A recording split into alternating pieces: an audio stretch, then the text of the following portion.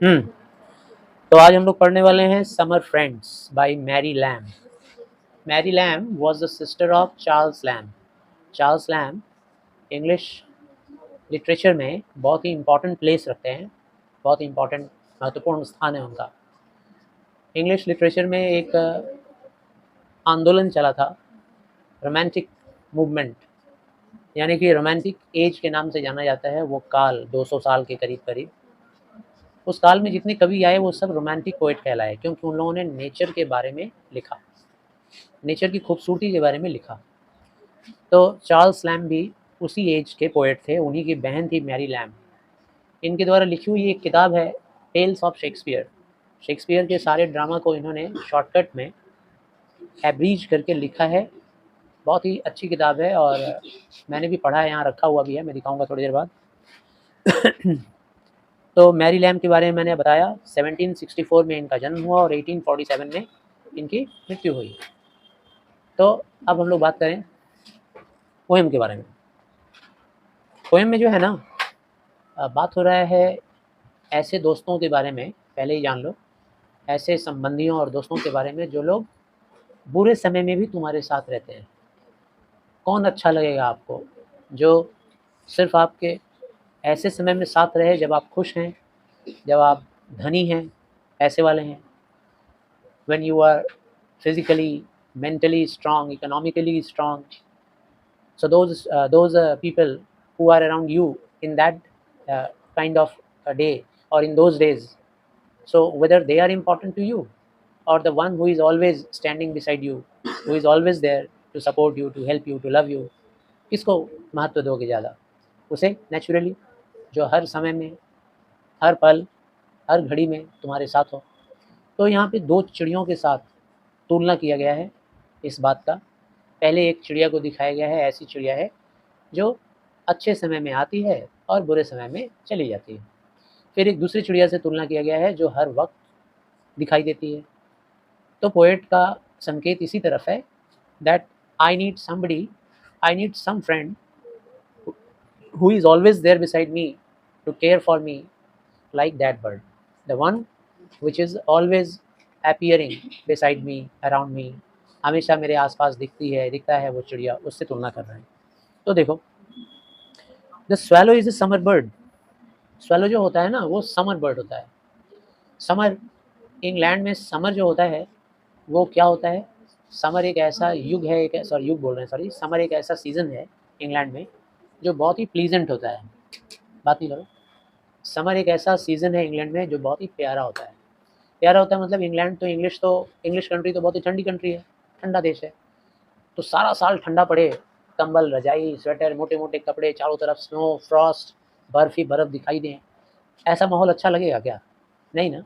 हरियाली तो दिखनी चाहिए ना, खुशनुमा मौसम, प्यारा प्यारा हवा, ठीक है, ताजगी, हरियाली सबके चेहरे पे। तो इंग्लैंड में समर थोड़े से समय के लिए आता है, और जब समर में आता है तो सब चारों तरफ हरियाली और खुशहाली नज़र आने लगती है। तो बहुत ही प्यारा समय होता है। कौन? समर। तो swallow is a summer bird. Swallow भी एक चिड़िया है जो समर के टाइम में ही सिर्फ दिखता है। ठंडा नहीं पसंद है स्वैलो को, ठंडे में मर जाता है। हैप्पी प्रिंस में तुमने पढ़ा होगा स्वैलो, ठीक है ना? जो जब ठंडा बढ़ने लगा हैप्पी प्रिंस के पास, तो फिर वो क्या चाहता था कि वो भाग जाए इजिप्ट, है ना? तो स्वैलो हमेशा गर्मी पसंद करने वाला एक चिड़िया है, उसी में वो सर्वाइव कर पाता है, गर्मी में, ठंड में नहीं। तो swallow is a summer bird. He in our chimneys when the weather is fine and warm may then be heard. अब ये swallow को हम लोग सुन पाते हैं, उसकी आवाज़ सुन पाते हैं कब? हमारे चिमनी में। इंग्लिश कंट्री में, इंग्लिश घरों में जो बंगलो होता है, उस बंगलों में चिमनी वगैरह ज़रूर लगा रहता है, ताकि लोग बैठकर घर में अगर आग वगैरह सेकें अपने आप को, बॉडी को, टेम्परेचर को वार्म करने के लिए, तो उससे क्या होता है ना कि वो धुआँ जो होता है वो अंदर ही अंदर गैरेट में जलाते हैं तो वो ऊपर की तरफ चिमनी से बाहर निकल जाता है। चिमनी में घोंसला-वोंसला बना के चिड़िया रहना शुरू कर देती है, या फिर चिमनी में शेल्टर पाकर आ जाती है कोई चिड़िया, आ जाता है। तो स्वैलो भी दिखाई देता है चिमनीज़ में हमारे कब? जैसे यहाँ पे राइटर बालकनी भी लिख सकता था, यहाँ पे राइटर छत भी लिख सकता था, मेरे छत पे आ जाती है, चिमनी ही लिख दिया। हमारे चिमनी में दिखती है जब, दिखता है जब वेदर इज़ फाइन, जब हमारे यहाँ मौसम अच्छा होता है, एंड वार्म, जब हमारा मौसम इंग्लैंड का खुशनुमा होता है, गरम-गरम होता है। ठंडे वाले लोगों को गर्म ज़्यादा पसंद आता होगा, है ना। हम लोग इंतज़ार करते हैं कब ठंडा है, हमारे यहाँ ठंडा आता ही नहीं है, बहुत कम समय के लिए आता है। मे देन बी हर्ड, उसी वक्त सिर्फ सुना जा सकता है swallow bird. Chirping his notes for weeks together, और प्यारा प्यारा गीत सुनाता है आकर। कहाँ पे, किस जगह पे? चिमनीज पे। क्या करता है चिमनीज पे आके? प्यारा प्यारा नोट्स, नोट का मतलब सॉन्ग्स, सॉन्ग सुनाता है, चर्पिंग करता है। चर्पिंग का मतलब ट्विटरिंग, उनका चहचहाना जो होता है ना, वही गाना होता है। वीक्स टुगेदर, कई हफ्तों तक गाता है। कम देयर बट, दूसरे स्टैंजा में आ गया मैं। Come there but one cold wintry day, away will fly our guest the swallow. अब दूसरे स्टैंजा में ये कहा गया है, come there but one cold wintry day, जैसे ठंडे का मौसम आता है ना हमारे यहाँ वापस से, उनके वहाँ गर्म का मौसम थोड़े से समय के लिए होता है, समर, बिल्कुल उतना ही जितना हमारे यहाँ शीत ऋतु होती है, उनके वहाँ उतने ही दिनों का गर्म आता है। गर्मी का भी मतलब उनके वहाँ जो हमारे यहाँ का हाईएस्ट ठंडा है वो उनके वहाँ का गर्मी है। तो जैसे ही ठंडा आता है, वन कोल्ड विंट्री डे मतलब विंटर वाला डे, अवे विल फ्लाई, और फिर उड़ जाता है, उड़ जाएगा कौन? और गेस्ट द स्वेलो, हमारा वो मेहमान, उसे गेस्ट बोला है पोएटेस ने, मैरी लैम ने उसका नाम रखा है गेस्ट। गेस्ट क्यों भाई? गेस्ट वो लोग होते हैं ना जो थोड़े समय के लिए आते हैं और फिर आकर चले जाते हैं, मौसम की तरह बदल जाते हैं, उन्हें कहा जाता है गेस्ट। और जो हमेशा साथी हो, संगी हो, हमेशा साथ में रहता हो, वो तो गेस्ट नहीं है। तो हमारा ये गेस्ट स्वेलो भाग जाता है। And much like him we find the way which many a gay young friends will follow. And much like him, और बिल्कुल उसी के जैसा, स्वेलो के जैसा, हमारे बहुत सारे फ्रेंड्स भी हैं इस दुनिया में। एंड मच लाइक हिम मतलब किसके जैसा? Like the swallow, we find the way, हम लोग को दिखता है, हम लोग को ऐसा मिलता है, बहुत सारे एग्जाम्पल इसी तरीके से। The way which many a gay young friends, gay young friends किसको बोला गया है? गे का मतलब क्या होता है? हैप्पी, ठीक है ना, जो हैप्पी मूड में रहते हैं उनको बोलते हैं गे।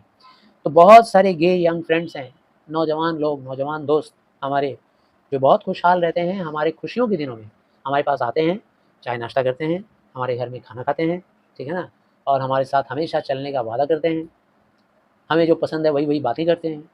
और उसके बाद जैसे ही हमारी ज़िंदगी में ठंड आता है, ठंड का मतलब क्या है? दुःख के दिन, परेशानी के दिन, दुःख और परेशानी की घड़ी में हमें छोड़कर भाग जाते हैं। और जब हमारी खुशियों के दिन आते हैं, यानी समर का दिन, तो वो लोग आ जाते हैं। अच्छा, तुम लोग ये मत सोचना कि समर का दिन हम इंडियन लोगों के लिए कैसे खुशनुमा होगा। आप अपने हिसाब से मत सोचो, पोएटिस ने जब लिखा होगा तो इंग्लैंड के हिसाब से लिखा होगा, है ना। हमारे तुम्हारे लिए तो समर का दिन दुःख वाला दिन है, ठीक है ना। तो दुःख के दिनों की बात मान के चलो कि खुशी का समर जो है वो खुशी का है, हम लोग इंग्लिश पीपल हैं, ऐसे मान लेना थोड़ी देर के लिए। अब नेक्स्ट थर्ड स्टैंजा।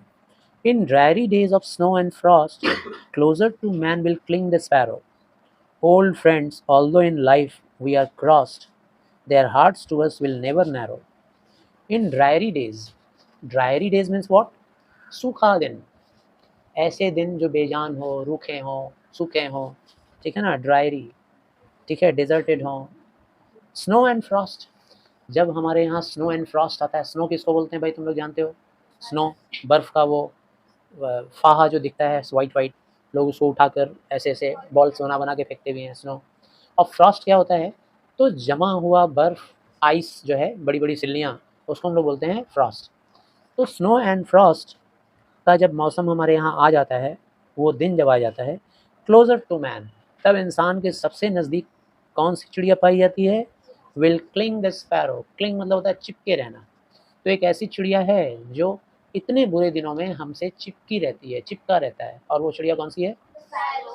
हमारे बुरे दिन में। यानी कि हमारी ज़िंदगी में भी अगर हम लोग बात ले लें, तो कोई ना कोई ऐसा ज़रूर होगा, हमारा भाई या हमारी दीदी या हमारे मम्मी पापा या हमारे कुछ और करीबी रिश्तेदार या दोस्त, हो सकता है रिश्तेदार नहीं है, बाहर का दोस्त, जो हमारे बुरे से बुरे दिन में हमसे चिपका रहेगा। हम उसे दुत्कारेंगे लेकिन वो हमें छोड़ेगा नहीं, हम उसे इंसल्ट कर देंगे लेकिन वो बोलेगा नहीं यार, मैं तुझे तेरे बिना नहीं रह सकता, वो छोड़ेगा नहीं। लाख अपमान करेंगे लेकिन आके खड़ा रहेगा, एकदम granted friends. Old friends, although in life we are crossed, संकेत किया गया है किसकी तरफ? संकेत किया गया है पुराने दोस्तों की तरफ।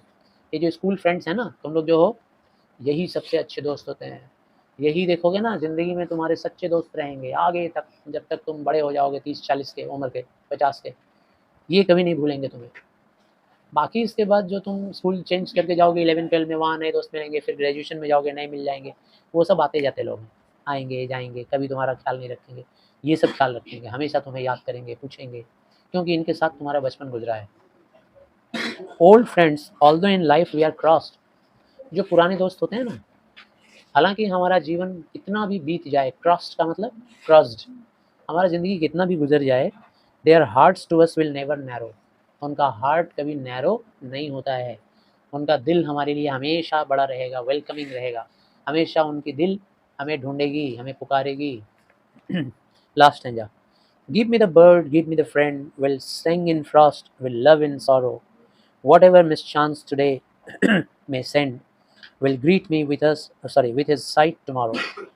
Give me the bird, मुझे ऐसा ही चिड़िया लाओ, भगवान से प्रार्थना है, हे भगवान मुझे ऐसी ही चिड़िया दे दो, मुझे ऐसे ही दोस्त दे दो, मतलब मुझे ऐसे ही दोस्त चाहिए, मुझे ऐसी ही चिड़िया चाहिए। विल सिंग इन फ्रॉस्ट, जो फ्रॉस्ट के टाइम पे भी सिंग करे, गाए, समर के टाइम में नहीं, समर में तो कोई भी गाएगा, जब तुम धनी हो जाओगे, और धनी हो जाओगे तो अपने आप खूबसूरत हो जाओगे, अपने आप तुम खुशबू दोगे, ठीक है ना, और तुम वेलकमिंग हो जाओगे तो अपने आप सब चिपक जाएगा तुमसे। लेकिन जब गरीब हो जाओगे तब दूर से ही बदबू आएगा तुमसे, और तुम बदसूरत हो जाओगे तब तुमको देख के सब भाग जाएगा। तो ऐसा हमको दोस्त चाहिए जो समर में नहीं, विंटर में भी हमारे आजू बाजू रहे, हमारा साथ ना छोड़े।